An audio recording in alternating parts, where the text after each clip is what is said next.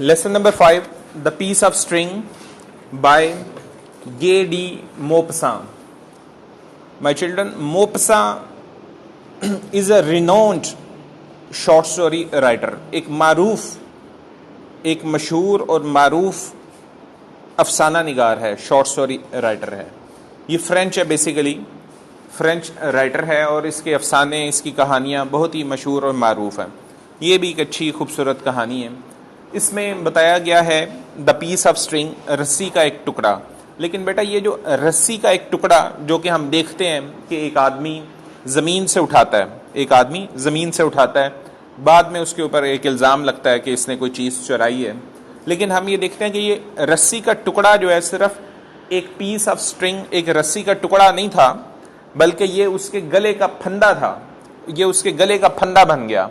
तो ये दिखाया हुआ है कि मुआशरों के बीच में जहाँ पे जुल्म और नाइंसाफ़ी और इल्ज़ाम और बहतान तराशी होती है, वहाँ पे कैसे अफवाहें और इल्ज़ामात कैसे फूटते हैं और कमज़ोर और एक मासूम आदमी का जीना ऐसे मुआशरों में या ऐसे हालात में कितना मुश्किल हो जाता है। और एक छोटा सा रस्सी का टुकड़ा भी बाज़ दफ़ा एक कमज़ोर आदमी या एक मासूम आदमी जो कि अपना दिफा ना कर पाए, ठीक, उसके लिए वो छोटा सा रस्सी का टुकड़ा जो कि शायद ज़मीन पे गिरा पड़ा हो, लेकिन उस कमज़ोर और मासूम जो कि अपना दिफा ना कर पाए, ठीक, उसके लिए वो गले का फंदा बन जाता है और उसके लिए वो मौत का बाइस भी बन सकता है। तो यहाँ पे हम यही देखते हैं कि जो यहाँ पे करैक्टर है, ठीक, ह्यूबर्ट, यही है ना, तो वो ज़मीन से एक रस्सी का टुकड़ा उठाता है। ऐसे ही उसको ज़मीन पे गिरी पड़ी चीज़ें उठाने की आदत होती है। जैसे कुछ लोग ऐसे किसी कागज़ को पकड़ लेते हैं कि कोई नाम ना लिखा हो, कोई चीज़, कोई आदमी जो है वो पत्तों से खेलना उसको पसंद होता है, या पत्तों से या कोई लकड़ी से या इस तरह से। आवाज़ नहीं आनी चाहिए। तो ये ज़मीन पे गिरी हुई मुख्तलिफ़ चीज़ें टहलता टहलता उठा लेता था और एक रस्सी का टुकड़ा एक दफ़ा यूं गिरा हुआ वो उठाता है। लेकिन वो टुकड़ा जब वो उठाता है तो कोई और आदमी ऐसे ही वो भी गुजरते हुए देखता है और वो इस पे इल्ज़ाम, और किसी आदमी का बटवा गुम हो जाता है उसी दौरान में। तो अब वो बटवे के लिए जब तहकीक होती है कि कहाँ गिरा, किसने उठाया, तो वो जिस आदमी ने गुजरते गुजरते देखा था, इसको झुकते हुए देखा था, जस्ट झुकते हुए और कुछ उठाते हुए, उसने बगैर सोचे इल्ज़ाम लगा दिया कि उसने बटवा उठाया।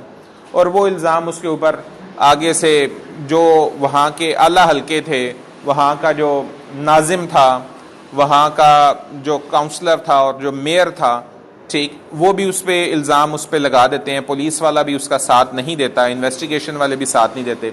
तो वो दिखाया हुआ है कि कैसे मासूम आदमी को जो कि ताकतवर नहीं होता और अपना दिफा पूरी तरह से नहीं कर सकता, जो कि मासूमियत पे और अपनी सच्चाई पे इन्हिसार करना चाहता है कि मैं सच्चा हूँ तो मेरी बात को यकीन किया जाए, लेकिन वो क्योंकि उसकी बात पे यकीन नहीं किया जाता, क्योंकि वो पूरा कुव्वत के साथ, ताकत के साथ अपने ऊपर लगे इल्ज़ाम को रद्द नहीं कर सकता, उसको पूरा फोर्सफुली इनकार नहीं करता, बल्कि यही अज्यूम करता है कि मैंने क्योंकि ऐसा नहीं किया तो मेरी सच्चाई को अज्यूम किया जाए या माना जाए या समझा जाए। लेकिन दूसरे लोग नहीं समझते और आहिस्ता आहिस्ता जो है उस पर इल्ज़ाम पूरी सोसाइटी की तरफ से सारे लोग लगाने लग पड़ते हैं और गली गली में जो है उस पर उंगलियाँ उठने लगती हैं। और वो क्योंकि एक हसास आदमी होता है, एक शरीफ आदमी, एक हसास आदमी होता है, तो वो अपने इल्ज़ामात की वजह से वो दिल बर्दाश्ता हो जाता है और फिर आहिस्ता आहिस्ता उसका मौत वाक़या हो जाती है, डेथ हो जाती है। हम ये देखते हैं मौपस्सां आम तौर पे इसकी स्टोरीज़ में थोड़ा सा एक मॉरल और डायडक्टिक एलिमेंट भी पाया जाता है, मॉरल एंड डायडक्टिक, या a sort of poetic justice भी पाई जाती है। ज़रा थोड़ा सा एक इंसाफ वाली चीज़ें भी दिखाई देती हैं कि वो आखिर में इंसाफ, पोइटिक जस्टिस करता दिखाई देता है, एक मिसाली इंसाफ करता हमें दिखाई देता है। तो फिर कहते हैं कि इसी टाउन में, इसी कस्बे में एक तूफ़ान आया, ये तो मर गया और इसका कब्र बन गई और उस पर कतबा लगा दिया गया और उस कतबे पे लिख दिया गया कि ये वो शख्स था जो कि बेकसूर था, लेकिन वो अपना बेकसूरी या अपनी बात को साबित ना कर पाया, ठीक है, और जिसकी वजह से मुआशरे की तल्ख तनकीद की वजह से उसको मौत का सामना करना पड़ा या वो मर गया। तो अब बेटा ये उसका कतबा लगा दिया जाता है कि वो जो कि सच्चा आदमी था लेकिन अब वो मर चुका है। तो फिर वो कहते हैं कि सैलाब आया और सैलाब ने सारा कुछ ही, वो सारा कस्बा ही जो है तबाह कर दिया, डिस्ट्रॉय हो गया, लेकिन अगर उस कस्बे में कुछ बचा तो ये वो कब्र थी और वो कतबा था जो इसकी कब्र पे लगा हुआ था, तो बाकी सारा कुछ डिस्ट्रॉय हो गया। अब ये जो एंड में सैलाब आता है, ये एक पोइटिक जस्टिस ही है, ये एक मतलब है कि देखें जिंदगी में उसको इंसाफ नहीं मिला, लेकिन अब राइटर जो है वो एक पोइटिक जस्टिस, एक मिसाली इंसाफ की बात करता है कि नेचर ने उस चीज़ का इंतकाम लिया। ठीक है, तो नेचर जो है, क्योंकि वो सारों को, एक सारे सिस्टम को नेचर बहरहाल उसकी एक अपनी अहमियत है, तो नेचर जो है वो इस नाइंसाफ़ी को बर्दाश्त नहीं कर सकी, या जो लोगों के साथ नाइंसाफ़ी होती है वो नेचर अपने एक सिस्टम से फिर इंतकाम लेती है ऐसे माशरों से जहाँ पे गुमराही बहुत ज़्यादा बढ़ जाती है। तो but it is a sort of poetic justice, ये एक मिसाली सी बात है, एक ज़रा अफसानवी बात ज़्यादा है कि फिर कहीं पे किसी के साथ जुल्म हो तो वहाँ पे फिर कोई नेचर अपना इंतकाम लेती है और वो आके उन लोगों को पनिश करती है। तो ये ज़रा एक शायराना या एक अफसानवी बात ज़्यादा है, क्योंकि ऐसा नहीं भी होता। यहाँ पे जुल्मों की दास्तानें लिखी जाती हैं और इंतहा के जुल्म होते हैं, लेकिन जैसे पहले कहा जाता था कि जी कोई कत्ल हो तो लाल आंधी आती है, वो जिसे कहते हैं लाल नेरी आंधी है। ठीक है, तो लाल आंधी आती है, तो अगर ये लाल आंधी वाला कोई वाकई हकीकत में कोई चीज़ हो तो यहाँ पे तो फिर अंधेरी मुक्का ही ना। ठीक है, लेकिन यहाँ पे वो लाल आंधी जो है वो कत्ल की तो मौजूद है, लेकिन जो है वो इंतकाम लेने वाली लाल आंधी उस तरह से मौजूद नहीं है। तो गो के बहरहाल फिर भी इवन देन कुछ ना कुछ मैयर्स होते हैं जो किसी न किसी शक्ल में इंसाफ की तरफ या चीज़ों को अपने कंक्लूजन की तरफ ले जाते हैं। कोई एक बेआवाज़ लाठी होती है, लेकिन अब वो कब वो बेआवाज़ लाठी जो है बरसती है उसका इंतज़ार नहीं किया जा सकता। बहरहाल अपने आप को मजबूत और दिफा अपना खुद करना होता है, अपनी मासूमियत। आप मासूम हैं, दिस इज़ वेरी गुड, लेकिन आप मासूम के साथ बेआवाज़ नहीं होना चाहिए। आपकी आवाज़ में बहरहाल जो है ताकत होनी चाहिए, आपकी आवाज़ में एक जो है अपना सेल्फ डिफेंस तो कम से कम लाजम मौजूद होना चाहिए कि आप अपना दिफा तो कर सकते हो। ये काफ़ी नहीं होता कि आप मुजरम नहीं है और आपने वो जुल्म नहीं किया या आप कसूरवार नहीं है।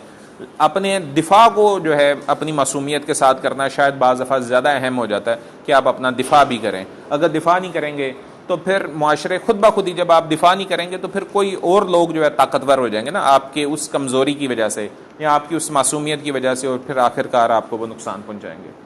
तो बेटा ये एक कहानी इस तरह से अब यहाँ पे हम इसको पढ़ते हैं। तो पीस ऑफ स्ट्रिंग, वो जो छोटा सा रस्सी का टुकड़ा था, वो बेसिकली उसके लिए मौत का फंदा बन गया। नज़र तो नहीं था आया वो फंदे की शक्ल में, लेकिन बेसिकली फंदा तो फिर वही बना ना। Eight the end of market day, eight the end of market day, कारोबार के दिन के इख्तिताम पे, यानी कि मार्केट डे, ये जो वर्किंग डेज होते हैं ये मार्केट डे ही होते हैं ना, संडे जो है मार्केट डे नहीं है, बाकी तो सारे मार्केट डे हैं एक सेंस में, वर्किंग डे हैं। तो eight the end of A market day the rich people with vehicles of all kind. तो देखें उसने साथ ही थोड़ा सा जो कहानी में हम देखते हैं एक डिवीजन उसने हमें इंट्रोड्यूस कराई है। शुरू में ही उसने रिच पीपल को दिखा दिया कि अमीर लोग, तो साथ फिर आगे दूसरी क्लास जो हमें वो दिखाएगा गरीब लोगों की। वो जैसे कि ये जो करैक्टर था मिस्टर ह्यूबर्ट, वो एक गरीब आदमी था, मासूम आदमी था। तीसरा जो है वो एक हमें पावर सेंटर्स दिखाएगा कि कुछ ताकतवर लोग हैं। तो मतलब है कि मुआशरा जो है इन तीन हिस्सों में बटा हुआ है, अमीर लोगों में जो के साथ ताकतवर भी हैं, और दूसरा गरीब लोगों में जो कि कमज़ोर हैं। ठीक है, और तीसरा जो है दूसरे लफ्ज़ों में वो जो अथॉरिटीज़ हैं, जो जजेस वगैरह है या जो पुलिस वगैरह है, वो भी अमीर का साथ ज़्यादा देती है, ठीक है, गरीब का नहीं देती।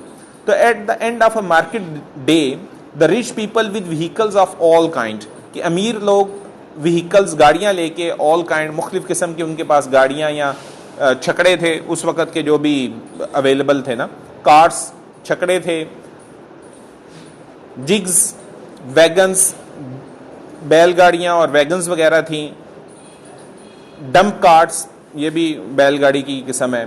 Gathered at a great big hall for a great meal, वो सारे के सारे इकट्ठे हो गए एक बिग हॉल, एक बड़े से हॉल के बीच में, फॉर अ ग्रेट मील, एक शानदार खाने के लिए, एक दावत के लिए। There were children, there were chickens, और उस दावत के लिए देखे ना उसने एक माहौल बना दिया है कि किस तरह से एक दौलत और कैसे वहाँ पे खाने और इस किस्म के मामलात कैसे वहाँ पे पाए जा रहे हैं कि उनके पास अमीर लोग हैं, उनके पास बड़ी गाड़ियाँ हैं या गाड़ियाँ हैं और उनके पास खाने का भी वाफर सामान है। तो देर वर द चिकन्स थे, पिजन्स थे, and legs of the mutton, और मटन की रानें थी, इन द रोस्ट भुने हुए थे, एंड एन एपेटाइजिंग ओडोर, और एक जो एपेटाइज कहते हैं भूख लगने वाली, ओडोर उनकी खुशबू आ रही थी ऑफ द रोस्ट के भुनने से जो है एक ऐसी खुशबू थी कि जिससे भूख चमकती थी, और बीफ भी था। Leaf and gravy dripping over the brown skin, और लीफ यानी कि धनिया वगैरह या सब्ज़ सैलड की चीज़ें, तो लीफ एंड ग्रेवी, और ग्रेवी उसके ऊपर जो स्पाइस और ग्रेवी जो शोरबा वगैरह बनाया हुआ था वो ड्रिपिंग, वो टपक रहा था ओवर द ब्राउन स्किन, वो भुनने के बाद चीज़ें ब्राउनिश हो जाती हैं, तो वो ब्राउनिश स्किन, वो जो गोश्त भुना हुआ था उसके ऊपर जो है धनिया और मुख्तलिफ जो सैलड की चीज़ें हैं वो उसके ऊपर छिनकाई हुई थी, जो कि ऊपर से गिर भी रही थी, और साथ उसके ऊपर ग्रेवी जो थी, उसका जो सूप बना हुआ था वो भी साथ साथ टपक रहा था, विच इंक्रीज द एपिटाइट, जिससे भूख और चमकती थी, and made everybody's mouth water, और हर किसी के मुंह के बीच में पानी भर आता था। एवरीवन टोल्ड हिज अफेयर, हर कोई अपने अपने मामलात की कहानी सुना रहा था, गप्पे लगा रहे थे सारे लोग। हिज परचेजेज एंड सेल्स, के क्या परचेज किया, क्या उन्होंने खरीदा और क्या सेल, क्या बेचा। The dinners discussed the diners, और वो जो डाइन करने के लिए, जो शाम का खाना खाने के लिए आए थे, डिनर से डाइनर्स, तो वो जो खाना खाने के लिए लोग मौजूद थे। डिस्कस द क्रॉप्स, वो अपनी अपनी फसलों का, ठीक है, वहाँ पे फ्यूडल्स भी थे, जागीरदार भी थे, और वो अपनी अपनी फसलों के बारे में बता रहे थे। The crops and the weather, और मौसम की बातें कर रहे थे। Which was favourable for the green things, के कौन सा मौसम फेवरेबल, बेहतर होता है ग्रीन थिंग्स के लिए, यानी कि सब्जियों के लिए, ग्रीन थिंग्स सब्जियों के लिए, कि कौन सा मौसम अच्छा है। बट नॉट फॉर वीट, और वीट जो है, और कौन सा वीट ग्रीनिश नहीं उस तरह से होती, तो मतलब है कि गंदम वगैरह के लिए, तो गंदम के लिए कुछ और किस्म का मौसम चाहिए होता है जिसमें थोड़ी सी गर्मी और धूप भी होती है, और जो आम सब्जियां होती हैं उनके लिए कुछ और मौसम होता है जिसमें ज़्यादा सर्दी, ज़्यादा गर्मी मौजूद नहीं होती, तो वो सब्जियों के लिए ज़्यादा मौसर होता है। तो वो अपने अपने राय का इजहार कर रहे थे। सडनली, अचानक, at the end of drum beat, फिर अचानक जो है एक ड्रम ढोल बजा, इन द कोर्ट के बीच में, दरबार के बीच में। तो एक दरबार सा था जिसके साथ ये हॉल था, और ये दरबार किसका था, टाउन नाज़म का था, यानी कि नाज़म आला उस इलाके के। एवरीबॉडीज रोज, खड़े हो गए, फ्रॉम द सीट्स, अपनी सीट से, एक्सेप्ट अ फ्यू वंस, चंद लोग नहीं हुए। तो ये देखें ना, एक डिफरेंस है, मौजूद है, ठीक है। Who still had the food in their hands, जिनमें से कुछ लोग अभी भी खाना खा रहे थे। After the drum beat had cease, जब ढोल बजना बंद हो गया, सीज बंद हो गया। The drum beaters called out to the people, drum beater ने लोगों को पुकारा, आवाज दी। हु वर नाउ अटेंटिव, लोग अटेंटिव हो गए, मतवज्जो हो गए। And impatiently waiting for him, और वो इम्पेशेंटली, पेशेंट सबर, इम्पेशेंट बेसब्री से लोग इंतजार करने लगे, for him to call out the public announcement, कि वो जो ड्रम बीटर है असल में पुराना अंदाज था, तो ढोल बजा के ऐलान किया जाता था, मुनादी दी जाती थी कि कोई पैगाम दिया जाता था। तो अब वो इंतजार कर रहे थे कि ये जो उन्होंने हमें अटेंटिव किया है वो अपना पैगाम भी बताएं कि क्या पैगाम है। It is hereby made known to the inhabitants of, अब वो पैगाम इन्वर्टेड कॉमे देखें यहाँ पे मौजूद है। अब वो बताते हैं कि ये किस लिए ये महफिल की गई है और क्या वाक़या है और किस चीज़ की हम तहकीक करना चाहते हैं। It is hereby made known, ये हम यहाँ पे हेयर बाय यहाँ पे मेड नॉन सबको बता देना चाहते हैं, टू द इनहेबिटेंट्स, जितने भी यहाँ पे लोग मौजूद हैं, लोग यहाँ पे बसे हुए हैं, इनहेबिटेंट बसने वाले लोग हैं, of the place, and in general to all persons, और सभी लोगों को, ऑल पर्सन्स को बताना चाहते हैं। इन द मार्केट, ये यहाँ पे मार्केट में भी जो लोग मौजूद हैं, कारोबार करते हैं। That a black leather pocket book, कि काला लेदर का बना हुआ, चमड़े का बना हुआ पॉकेट बुक, एक बटवा जो है वो क्या है, कंटेनिंग, जिसके अंदर 500 शिलिंग्स हैं, 500 शिलिंग है। ये बहुत बड़ी बात थी उस वक्त के बीच में कि 500 शिलिंग्स मौजूद हों, 500 सिक्के मौजूद हों किसी के पास, तो किसी अमीर आदमी का ही बटवा है, ठीक है। 500 शिलिंग्स, क्योंकि उस दौर में लोगों के पास तो चंद शिलिंग्स की बात होती थी ना। एंड सम बिजनेस पेपर, तो देखें कोई कारोबारी शख्स है और उसमें कारोबार के कागज हैं। Was lost on the road, और वो खो गया सड़क के ऊपर, between 9 and 10 in the morning, तो सुबह 9 से 10 के दरमियान में वो बटवा गिरा है कहीं पे। द फाइंडर इज रिक्वेस्टेड, जिसको भी वो मिले उससे दरखास्त की जाती है, to return the same to the mayor's office, कि वो मेयर के दफ्तर के बीच में, नाज़िम आला के दफ्तर के बीच में उसको जमा करवा दे, और टू मिस्टर जेम्स को दे दे, the care taker of the public hall, जो कि केयर टेकर है, नुमाइंदा है या उसकी हिफाजत करने वाला निगरान है पब्लिक हॉल का। तो देखें कि किसी अमीर आदमी का, किसी बड़े कारोबारी शख्स का बटवा वो गिरा है, और आगे से उसके मेयर के साथ ताल्लुकात भी हैं, और मेयर ने एक दावत अरेंज की है जिसमें लोगों को बुलाया है और आम लोगों को भी बुलाया है, और उन्हें बताया गया है कि वो बटवा आप तलाश करें। ठीक है, तो ताकतवर के मतलब है कि देखें कि उसकी खोई हुई चीज़ भी मिल रही है, और एक गरीब आदमी जो अपनी ज़िंदगी जो है, जिसकी मिली हुई ज़िंदगी उससे खो जाती है ना, तो एक कमज़ोर ताकतवर की खोई हुई चीज़ भी उसे मिल जाती है, और एक कमज़ोर आदमी की उसके पास जो चीज़ होती है सिर्फ उसकी जान ही, उसकी अपनी ज़िंदगी ही, वो भी उसके हाथों से वो खो जाती है। The care taker of the public hall, there will be a reward of the 20 shilling, और उसने कहा कि 20 शिलिंग इनाम भी दिया जाएगा। ये कोई छोटा इनाम नहीं था उस दौर के हवाले से, कि 20 शिलिंग उसको इनाम के तौर पे भी शेलिंग्स उसको दिए जाएंगे। ले बेटा यहाँ पे ये रोकें।